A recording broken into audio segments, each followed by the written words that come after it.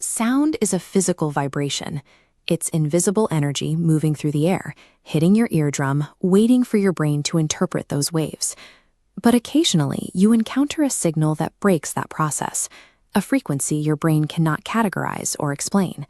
If you ever come across an audio file or a video timestamp at exactly 3:17 a.m., do not press play. I work with audio professionally. My days are spent scrubbing timelines, cleaning up noisy recordings, and restoring corrupted files. Most nights are silent. I sit alone in the dark, wearing my headphones, listening to hours of digital static. Yesterday, while reviewing a standard file, the baseline erupted. I noticed a massive visual anomaly in the track. The playhead was frozen at exactly 3 minutes and 17 seconds. I knew no audio had been recorded in that section.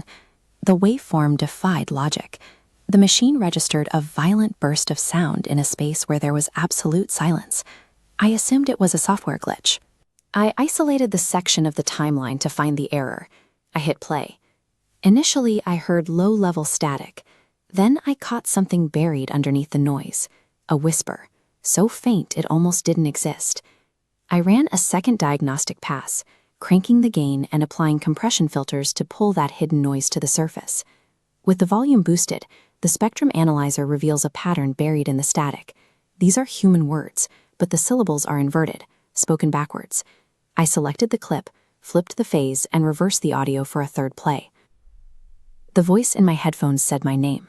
The software had stopped repairing code and started translating a direct, personal threat. I live entirely alone. My doors were locked, and I hadn't plugged a microphone into the interface for weeks. I looked back at the screen, but the file on my monitor had already changed. Without me touching the keyboard, new audio layers were generating. Tracks were multiplying, stacking vertically, and filling with dense, jagged patterns. The software was actively ingesting new data. The file was recording the room I was sitting in. I took my hands off the mouse. I didn't press play, but the audio feed started routing through my headphones anyway. I heard slow, heavy breathing. It sounded like someone was standing inches away from a microphone. The digital artifact had transitioned into a live, autonomous observer. I ripped the headphones off and yanked the master cable straight out of the interface to sever the connection. The heavy breathing didn't stop. With the system muted, the room should have been silent, but the sound was coming from directly behind my chair. I slowly turned back toward the glow of the computer monitor. The 3:17 timestamp was gone. The counter was frozen, flashing a red indicator that simply read, live. The waveform on the screen was expanding and contracting in perfect rhythm with the breathing over my shoulder. If you are listening to this right now, look at the video player. Check your timestamp.